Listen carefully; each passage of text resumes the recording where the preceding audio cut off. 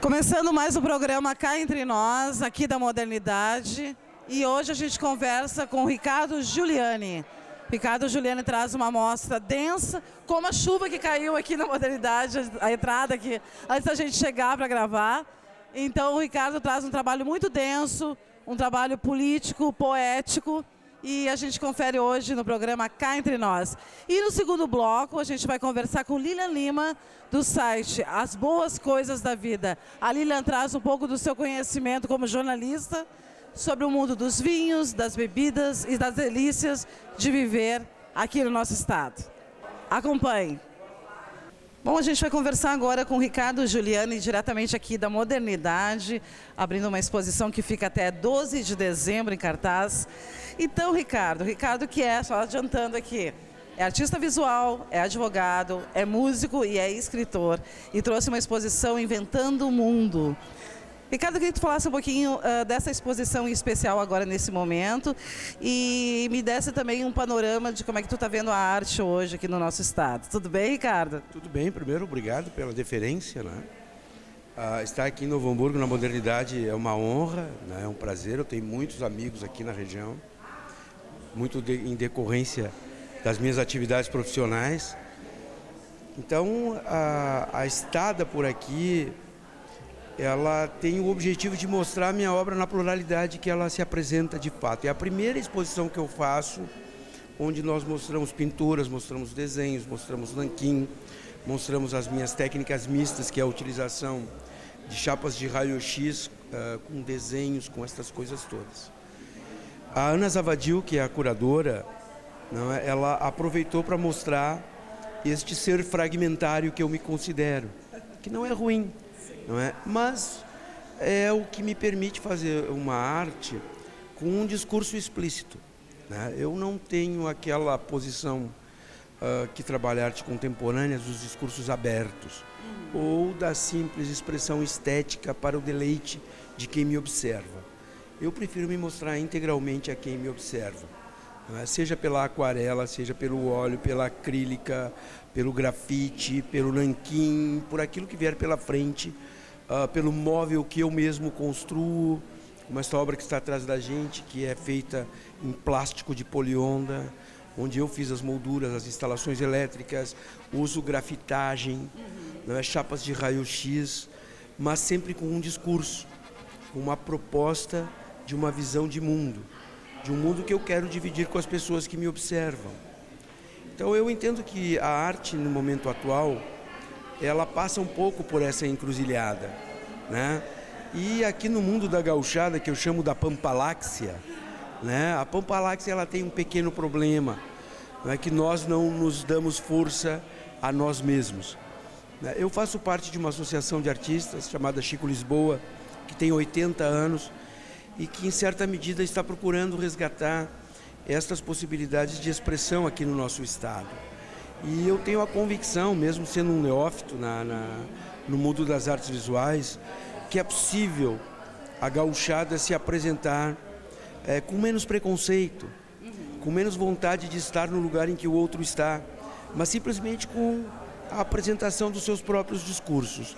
E esse discurso entra também um discurso político, porque todos nós somos seres políticos, obviamente, né? O que tu colocaria nesse aspecto daí? Não, o meu discurso ele é rigorosamente político. Ele é político mesmo, não pela condição aristotélica de somos todos homens políticos, não. Ele é político porque eu tenho uma opinião sobre o mundo e azar dos que não gostarem dela, mas respeito muito os que delas não gostarem. O importante é se permitir mostrar um discurso, uma visão de mundo. O estético ele é muito relevante, ele é aprazível, ele é prazeroso, mas às vezes ele é afuncional. Já o discurso, aquela divisão que nós nos preocupamos em apresentar para o outro, o mundo que eu quero dividir com o outro, as mazelas que eu percebo neste mundo, me dão a pretensão de querer inventar um certo mundo, que é o título dessa exposição. Que é inventando um mundo, de que maneira? Mostrando as pessoas como elas são, mas elas são como eu as vejo, não quer dizer que elas sejam melhor ou piores do que outros as veem. Então o discurso político ele está presente no recorte de jornal, na palavra que eu escrevo, na oração que eu transponho e que eu escrevo com letras invertidas, não é? No resgate da poesia antiga, não é? Num Morte Divina Severina. Então, isso é uma proposta de permitir com que as pessoas observem a obra e tenham uma opinião. Nós não precisamos ter razão. Este é o problema da gauchada. A gauchada não quer ter razão, a opinião, ela sempre quer ter razão. Não, eu só tenho uma opinião. E a obra de arte, ela permite isso. A expressão de uma opinião, de uma visão sobre um determinado mundo. Bom, e as pessoas que tecem essas visões e quiçá possamos, a partir da cultura, construirmos um mundo melhor para todos nós. É o que eu acredito também. Eu acho que o programa também, o Cá Entre Nós, ele está se propondo a isso. Abrir para opiniões, né? Claro, no momento em que tu permite que a opinião viceje, se apresente, transite, tu estás permitindo e estimulando outras opiniões. O problema é quando eu não busco a opinião, mas eu afirmo uma razão. No momento em que eu faço isso, eu restringo, inclusive linguisticamente, as possibilidades de avançar. Então, a arte, isso se faz na música, isso se faz na literatura, isso se faz nas artes visuais. Como é que é o teu trabalho com a música, por exemplo? Mas olha, eu sou um apaixonado pelo rock and roll progressivo, né? Mas eu venho do tempo em que ganhei festivais. Eu ganhei festival em Santo Ângelo, em 1982, com uma milonga. O Cancioneiro Gaúcho tem uma poesia maravilhosa, riquíssima, muito sofisticada, né? Mas eu adoro Pink Floyd, não é? Eu adoro Oasis, eu adoro Beatles, né? Nós tínhamos um grupo que tocamos no Sgt. Pepper's, no Chairs, chamado Sociedade Anônima, não é? Onde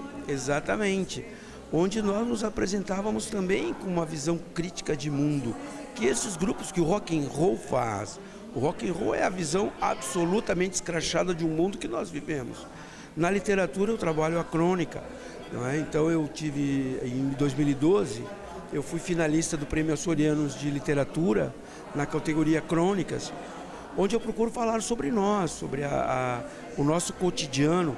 Então a arte, ela te permite estas expressões, mas a arte, ela fundamentalmente existe para o outro. Ela não pode ser um elemento egoísta, onde o artista se realiza... Egocêntrico. Exatamente. Isto é um erro nesta quadra histórica, quando o artista faz qualquer negócio sem pensar no outro. Não, a arte existe para o outro, seja na música, na literatura, seja, né, nas artes visuais, em toda expressão humana. Nós nos expressamos sempre para o outro, não é para nós mesmos. Então eu me considero assim um cara muito sortudo, né? Porque eu tenho tido as possibilidades de, nos meios em que me meti, não é, ter recebido uma certa consideração e um respeito, não é, que eu prezo muito, não é, não só dos meus parceiros gaúchos, né, dos nossos conterrâneos da Pampaláxia, mas desses brasileiros também. Adorei, eu vou adotar esse Pampaláxia aí. Isso está nos meus livros, né? A Pampaláxia é essa nossa mania que temos de achar que somos os centros do mundo. Nós não somos.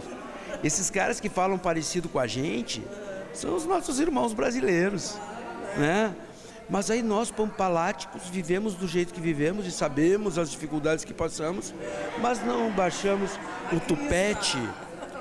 A crista, não, exato. Então eu te digo assim, ó, tem uma coisa num dos meus livros, o último livro, que se chama Não Somos Tão Bacanas Assim. Eu abro a minha apresentação dizendo o seguinte: se a vida ensina, eu sou aprendiz. Então, isto falta para nós, pampalácticos, estarmos dispostos a aprender e a construir entre nós. Ter opinião é suficiente. Ter razão é muita pretensão. Não somos tão bacanas assim. Bom, vou começar falando desse livro aqui. O título já é bem interessante, porque a gente está vivendo um momento, né, que diz muito disso, né?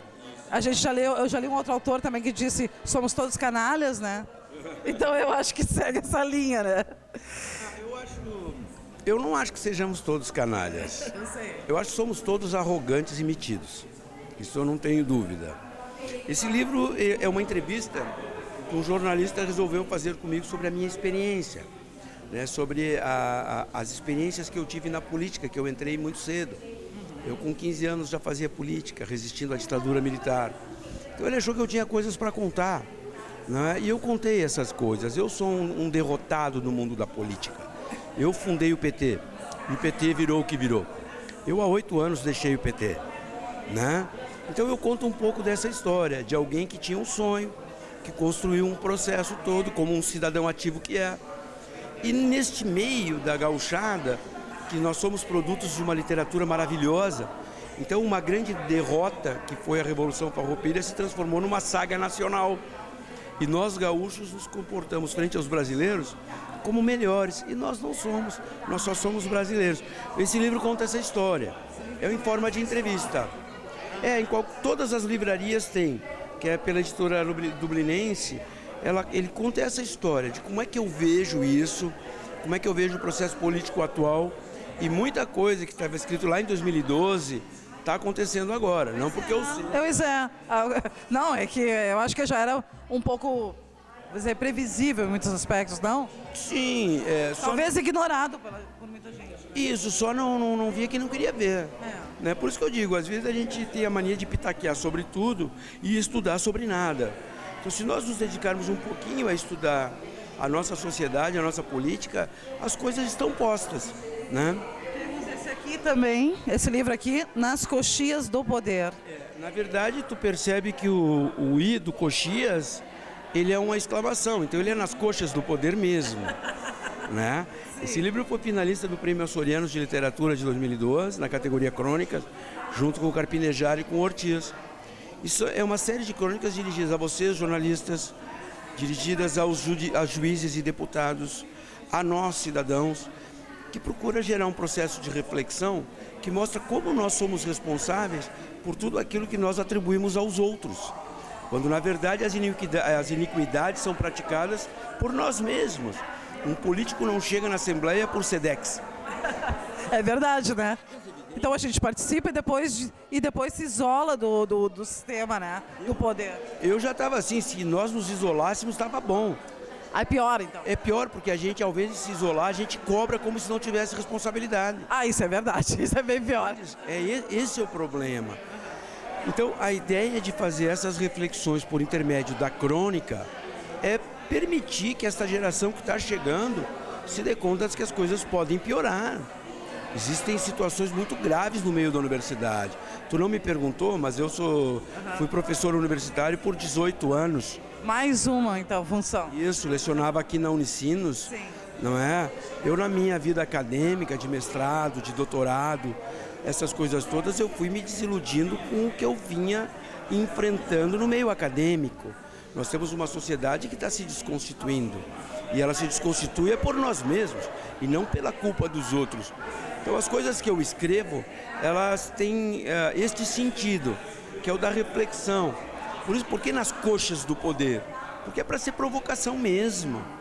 O poder é isso mesmo, é a coisa mais crua que nós enfrentamos. Chama-se poder.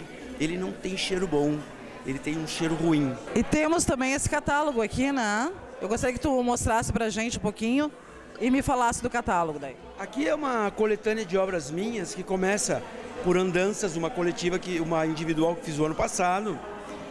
São obras que vão de aquarelas, colagens. Né? Esta obra tem 2,40 metros por 1,60 m, né? Várias técnicas.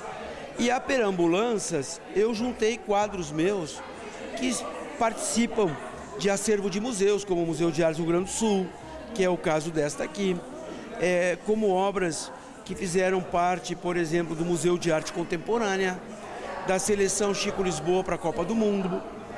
E aqui, por exemplo, ilustração de um romance, Este quadro é um óleo sobre tela que foi capa da Revista Brasileira de Psiquiatria.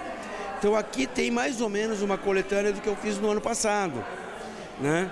Com alguns textos que me apresentam, que apresentam mais ou menos o que eu penso sobre artes visuais. Eu tenho um muro aqui de 6 metros que eu fiz com grafitagem, não é? Como se, né? O grafite tem uma presença, né, nas tuas obras, tanto em muro como em tela, né? Muro como em tela. Aquela tela que nós vimos ali atrás antes também usou grafite. E o nome desta obra chama-se Midiotia, que é uma homenagem à mídia, que é grafite com instalação. Vamos ver aqui que tem vasos sanitários, jornais postos e todo um discurso que mostra a compreensão que eu tenho sobre o que seja a chamada idade mídia, que é a idade que constrói ou destrói. Então a gente vai dar uma breve paradinha e já volta com mais Cá Entre Nós.